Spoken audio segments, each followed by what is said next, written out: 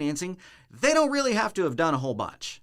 But if you're looking at one of these programs that might be $5, $10, $20, $25,000, you really want to make sure, I mean, shoot, there's a lot of them, 50, 60, 70,000. And you really want to make sure that this person has experienced that type of deal in some market cycles over some time and has some resources of people who've done maybe even more, right? So you really, really, really need to be careful about that. Today, we're going to talk about some of the things that you may dangerously not be hearing about. I've seen some really crazy stuff on some of the Facebook groups of other educators where these educators are answering questions and I'm like, whoa, that's patently wrong. Like, you're going to get in trouble doing that. Like, that's, either illegal or unethical or a very dangerous risk without exposing that it's a risk, right? I'm not risk adverse. I'm just risk aware. And I think that you should know I've even seen wrong information going out on stuff like insurance and some of the bigger names in the industry and their Facebook groups not being able to answer how to do insurance on a sub 2, right? So you just kind of need to be aware of what's going on there. And today we're going to talk about a couple of those items that are important in sub 2 as just kind of examples of stuff that you might need to know and might need to have under your belt if you're going to do particularly the sub 2 side, which is quite a bit more complicated than some of the others. I'm Grant Kim from CreativeCashFlow.com. I want to help you buy more houses. I want to help you do it in such a way that builds a legacy for you to pass on to your family. Make sure that your kids' go to a good school kind of thing. So thanks for tuning in today, and let's hop right in, right? So one of the things that is most I'm going to use this word dangerous, and I'm going to use it too much, right? Danger is relative, I guess, of what that word really means. But one of the things that is really going to be a risk that you have to be aware of, maybe I'll put it that way, is the insurance. Insurance is going to be the reason most likely that due on sale gets called. If due on sale clause is going to get called. Now, I've talked about due on sale clause in other videos. If you haven't seen those, you can look through the Grant Teach Me Somethings to talk about due on sale. If you are in the Creative Cash Flow Academy, we have a couple of videos, good videos on due on sale, as well as a script on how to explain due on sale to a seller, that kind of thing. But insurance is pivotal and is the bane of your existence. The reason I hired my first hire is because I did not want to keep having to talk to insurance companies. Insurance is just tough to deal with. The paperwork that goes behind that, the escrow accounts that are in the banks, all that kind of stuff is going to be very important that you get that right. And so I'm going to give you the tip because I've seen it preached wrong. I've seen it preached in such a way that is going to be risky. That's a better word than dangerous. I'm just going to start using risky from now on. So if you got a pad of paper next to you, get ready to write some stuff down. If you don't, open up a notepad or text edit, depending on if you're Mac or PC. Write these things down. There's 4 parties that matter in an insurance policy if you're going to be doing subject to.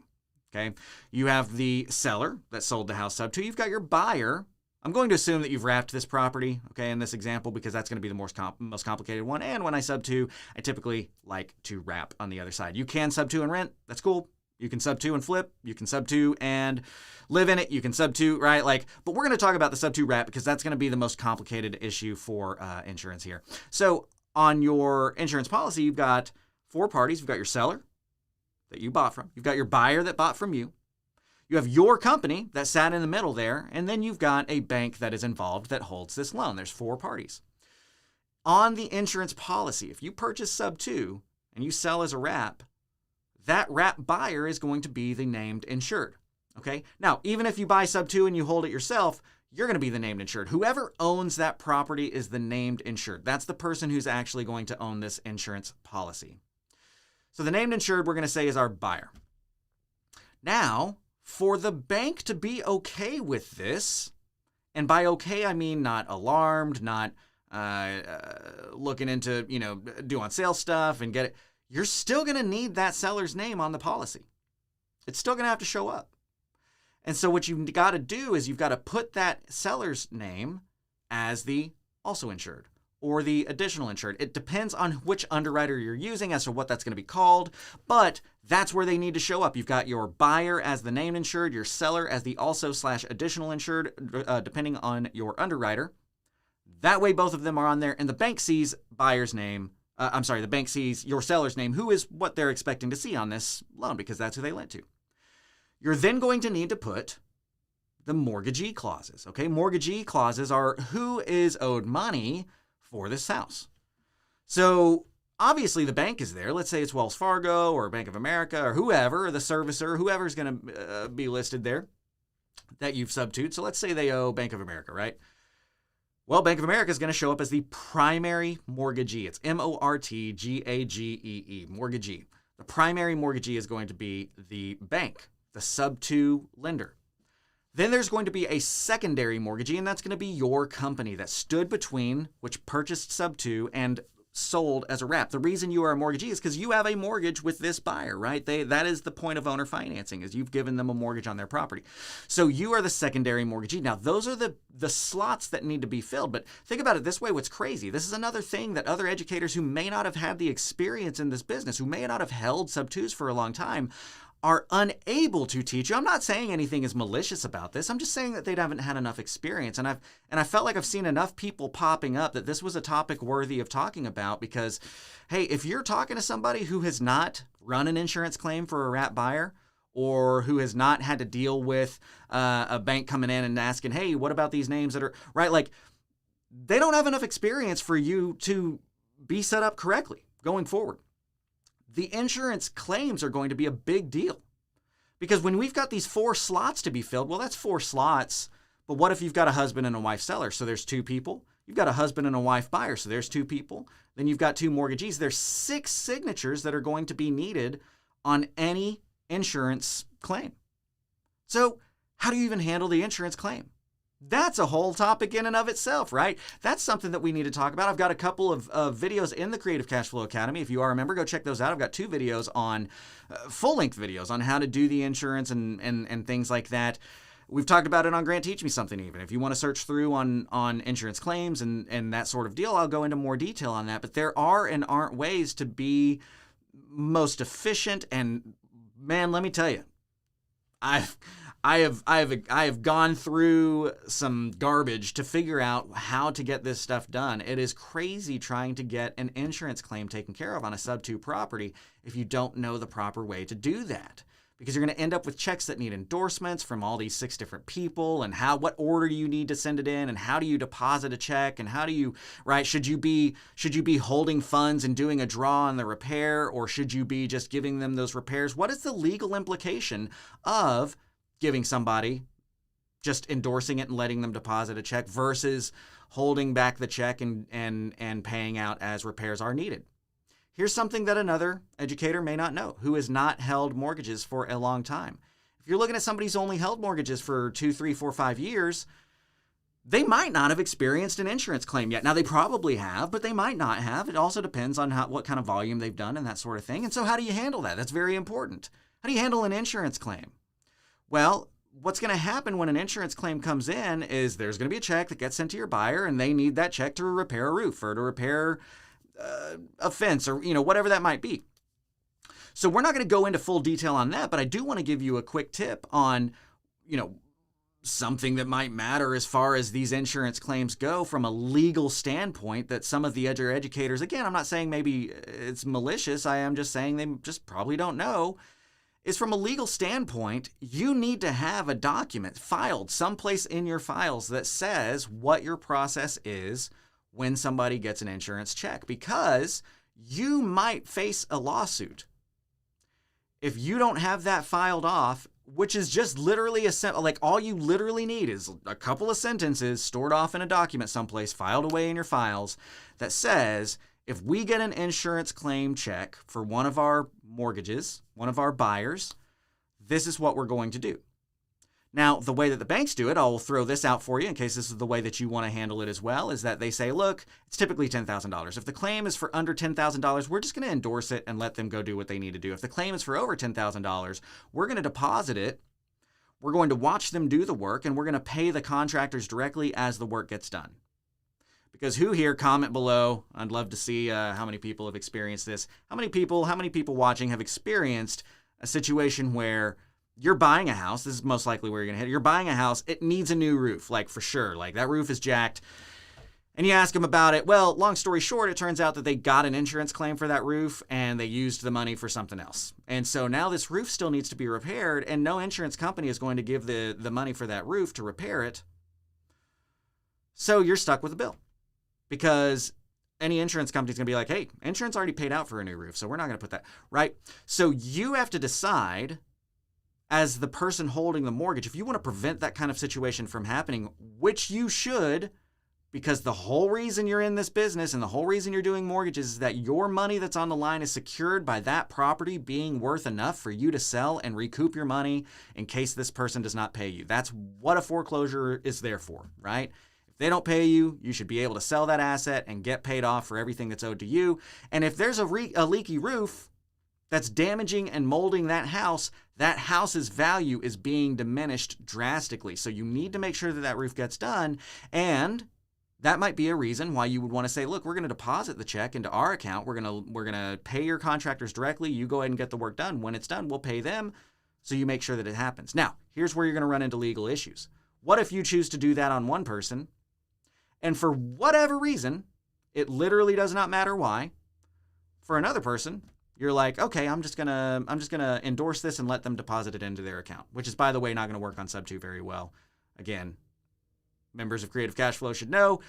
We can also talk about that during the Monday night Q&As, but not going to dive in super deep on that. But just in theory, I'm just going to endorse this. I'm going to give it to them. Let's say that the reason is, on one of them, it was a roof for $10,000. You're like, I need to make sure that this roof gets done, that they don't just go to Vegas with $10,000. So I'm going to deposit, I'm going to pay their contractors directly. The other one is some silly small claim for $800, and you just endorse it over to them, let them deposit, and don't even work on it.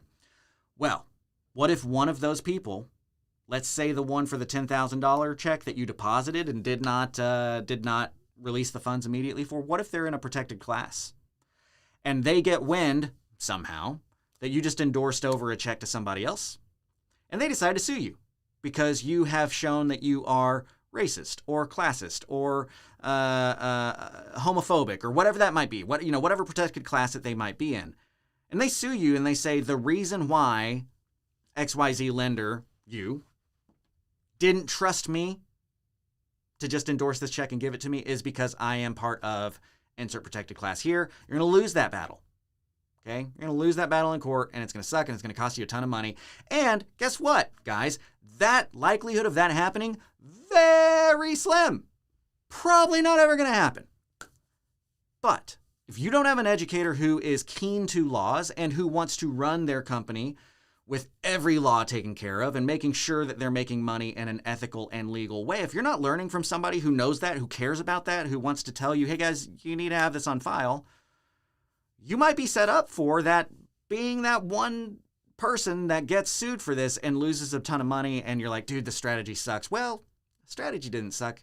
You just got set up wrong. It wasn't necessarily your fault, right?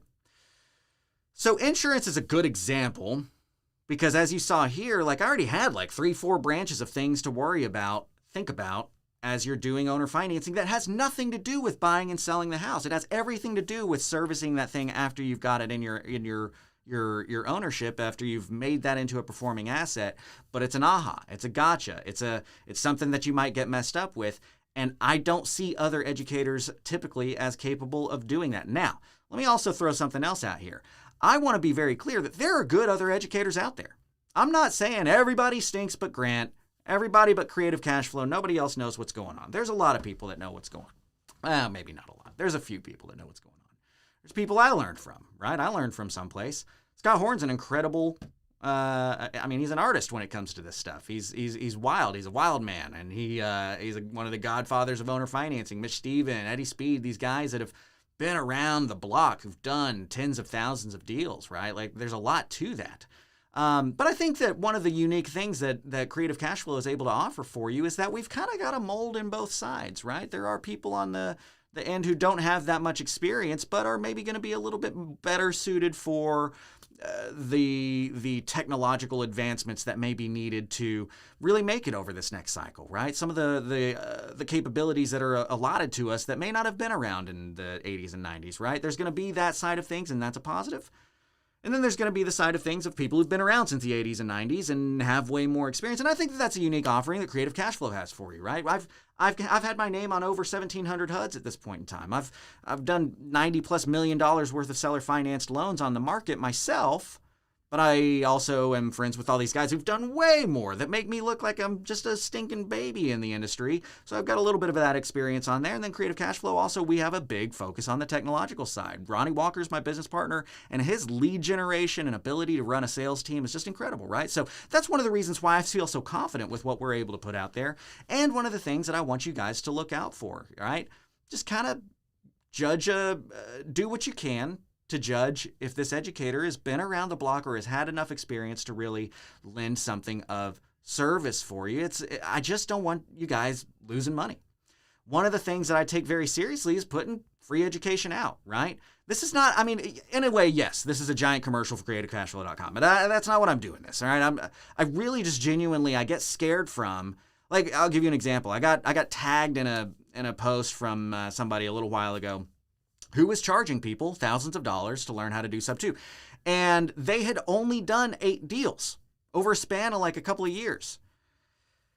And it was kind of like, dude, it's, I don't know, man. Like, I'm not going to say you have to do a certain amount of deals, but you do have to do a certain amount of deals and you do have to be in the right group. And it was a real awkward situation for me because they were claiming me as like, yeah, I learned from Grant and we're close and cool. And I'm like, pump. Like, I don't even have your number in my cell phone. Right? Like, be careful. Like, there's people getting ripped off day in and day out. There's people who are getting great education day in and day out. I'm not trying to say everybody stinks, sign up with us. I'm trying to say be very wary of who you're signing up with and do your due diligence ahead of time by looking at free content that's out there. We take it, I put a whole series out on propelio.com/academy. Propelio Academy, I put a whole series out on how to do sub 2 and owner financing from start to finish, and it is legit how to do it. We've been doing Grant Teach Me Something for like 3 years. I want you guys to be set up and doing these things in a way that is legally respectable, that is ethically respectable, and that is possible. I think there's too many not mentalities. I don't know what the word is I'm looking for, but too many times people feel like, hey, if you're making a lot of money, you've probably done some shady stuff to get there, right? And that becomes a meme almost of what it is to have a lot of money. And I couldn't disagree more. I think it's very important to hold true to your values and to do things the right way and to research the laws. And, I've read Dodd-Frank from start to finish. I've read the property codes. I've made sure that we've got good attorneys on staff to where we can do this business in a way that works. And I want you guys to do the same thing. Trust but verify. And make sure that who you're learning from has a really good legal basis in what they're doing, because there's a lot of stuff that sounds like it's totally cool and it just isn't. There's a lot of stuff that, how much can you charge for a late fee? How many days can you give as a grace period? What kind of things do you need to do on a commercial transaction to like another, investor versus that you might have to do on a consumer versus what clauses can and can't work inside of the mortgage or the deed of trust? I mean, there's just a lot to it. So I would leave you guys with this, right? If you are going to be learning from somebody, I really want you to not just study that person, not just study if, hey, do I align with their ethics and values and that kind of stuff, but especially if you're doing owner financing. One of the big red flags that I see from owner financing teachers is they're like, this is easy, guys, it's easy. Like, come on. Now, again, I'm not going to say that they're malicious for calling it easy, but I am going to say that they are damaging you by calling it easy, okay? They might not be malicious. They may just be super confident in their ability to train it and that kind of thing. And they're trying to help you kind of step onto that next level and whatever. But I think it's damaging to think it's not easy. Absolutely. There are a million turning gears. Wholesaling is easy. Owner financing is not easy. There are million trillion turning gears inside of this that you can trip up on legally at any step of the way. Now, if you know what those things are, it is simple. If you have somebody to line it up for you, it is something that makes sense. But it's not easy. You've got a lot of work to do, and so you've got to really align with the right people. Now, again, in the context of, I don't think it's necessarily malicious when everybody says that. Sometimes I do. Most of the time, it's easy is code for, hey, if I say it's easy and I talk about this cool stuff and how much money you make, then you'll pay me a bunch of money. It's easy. That's usually code for a butts and seats organization. That's usually code for somebody who doesn't really do this for the passion of training, who doesn't really do this because if they're passionate about seeing you go forward. They do this because they realize how much money is in info marketing. So they either haven't been doing it long enough to know that it's not easy, or They know it's not easy and they're being malicious, which I don't think is it. Or they're really confident in what they're doing, or it's just a butts and seats kind of code. So watch out for that, right? That's another thing to watch out for. It is not easy. Another thing to watch out for is anybody that tells you to service your own loans. Self-servicing is very complicated and is not worth you doing unless you can afford to have an employee making $50,000+ a year whose only job is to service those loans. Right? Especially if you're watching a video like this, that would imply to me that you are not super duper experienced in this industry already. So you're going to need to find and hire somebody who already knows how to do this stuff, because you're not going to be able to train them all the stuff that they need to do. And that's expensive. If you can't afford that, 50, 70 grand a year, you don't need to be self-servicing. You need to use a loan servicer that's okay with doing wraparound mortgages. Here in Texas, I like Moat Note Servicing. I like them a lot. There's a lot of reasons why I do, but they're solid, and the owners actually invest in owner financing, so they know what to do. They know how that stuff is going, and we service with Moat.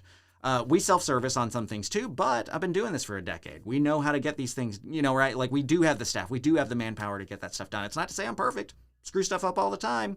As far as just general business and servicing, you can't really afford to screw up servicing. You got to do servicing. But I'm just saying, like, you got to have that all around you. So don't buy into somebody who says, just service your own notes, right? Don't collect payments on a mortgage. You need somebody else to collect those payments, because what about the end of year tax forms, the 1098s? Did you know that you needed to file a 1098 at the end of the year on any buyer that you have? Do you know how to file that 1098? Do you know that literally the type of paper that it's printed out on matters? So it's good to be with somebody who has gone through these things, who can help you go through that. Now, what I will say is what we try to do at Creative Cashflow is we try to give everybody kind of what's the next step, right? That's how we make it easy. The strategy is not easy. This well goes so deep you have no clue. But what we try to do in our philosophy to help you guys through that is to offer up what is that thing that you need to get to that next stage. We look kind of at the general. That's why comments are so important. As a matter of fact, I'd love to see you guys. Would you comment here? Are you looking for your first deal? Are you, between in your first 20 deals? Or we'll put it this way. Are you looking for your first deal? Have you done 10 deals? Have you done 20 deals? Have you done 50? Have you done 100? We'll just split it out like that, right? Just put the number, but I've done this many, whatever. That helps me know what our audience is right now and how I can shift our messaging to really make it best for you, because we need to help you get to your next steps, right? We need to help you get to the next stage. That's the whole point here. So I know the well goes deep, and it can be very intimidating if you don't know anything. I didn't know anything when I got in here. Let's be real clear about this, right? Like, you don't have to know everything getting in. Knowledge does nothing. Action does everything, right? Knowing what to do is meaningless. You have to take action on things. You got to jump and the net will appear. But you need to do some wise things. I jumped and then it appeared because I was aligned with an attorney who had done 20, 30,000 of these transactions, right? If you want to align with an educator who's done a bunch of them, who's been around for a while, who's seen how to handle a down market and an up market, that kind of stuff, right? Like, aligning with people takes care of that stuff. And when we're talking about just kind of exposing that next step to this super deep well, I want to be really clear. If you've paid attention to how Creative Cashflow says to do things, most of the time, I might say like, hey, this is what you need to go do, and just not tell you because it's handling this, right? We do want to simplify this. It is worthy of being simplified. It can be simplified. Now, I'm an artist trapped inside of an engineer's body. I've got the engineer type. I love diving deep. I have read the laws. I can quote you the verse and title of when, one thing says something and one thing doesn't, that kind of stuff. Here, for example, another thing I see taught wrong all the time is how do you market your properties? And they don't talk about the truth in lending triggering terms. Right? There's certain things that you have to do if you're going to advertise a mortgage. You've got to have the APR. You've got to list out the terms and the fees and all that kind of stuff if you put any numbers in it. So just don't put any numbers in it. You can say what it's for sale for, but nothing about your interest rate, nothing about the down payment, nothing about that. And you avoid the triggering terms. That's kind of the easy thing. But if somebody's telling you, hey, go on Marketplace and say we've got an owner-financed house for sale for $1,000 a month, and they're not telling you that you also need to disclose APR using the words annual percentage rate, or else it is illegal and you are doing a truth in lending violation, that's dangerous. So I want you guys to really pay attention to, hey, who am I going to learn from? Who did they learn from? Who are they aligned with? Are they aligned with attorneys that are doing this like hardcore full-time? What circle are they running in? Before you say, yeah, that's the guy I'm going to learn from. Because even some of the biggest people that are out there right now, I'm just scared by some of the stuff that I see them commenting on in Facebook groups and all that kind of, I'm like, it's wrong. Oh, you're sending people up wrong. So anyway, long story long, again, I really just want you to put your thinking cap on and be very discerning about who you align with and take advantage of the free resources that are out there, especially like what we've done. I'm very confident in what we've put in front of you. The major thing that I want you to leave with is that, yes, it is simple. It is not easy. And everything comes down to the paperwork. You've got to have good, solid contracts. You've got to have good, solid paperwork. You got to have, the underwriting or the de minimis rules or whatever that kind of stuff taken care of. You got to know how to go to that next step. And there is no better way than to have kind of one-on-one or one-on-few interactions with somebody who's been there. That's one of the reasons why we've moved to this mastermind model, which is so wonderful. Our students are they've become so successful in this mastermind model, so that we can have that kind of interaction. So I can look at what your portfolio looks like and where your experience is and kind of help you into those next steps there. And any member of Creative Cashflow, again, I spent like 8-9 months putting together really solid white labeled contracts that you still need to get state specific with your own attorney if you're going to be using them. But the contracts, again, that's another thing that I just see time and time again. It's like, dude, a 2-page contract is not enough. You have that is the holiest contract, and I don't mean in a godly way. It's the holiest contract. You got a 2-pager, it's just not going to protect you, right? So you got to have that paperwork. You got to be discerning. I hope that you guys are, advancing. Don't get so strung out by, oh my gosh, I got to know everything. Like I said, knowledge is nothing. Action is everything, right? You got to take action.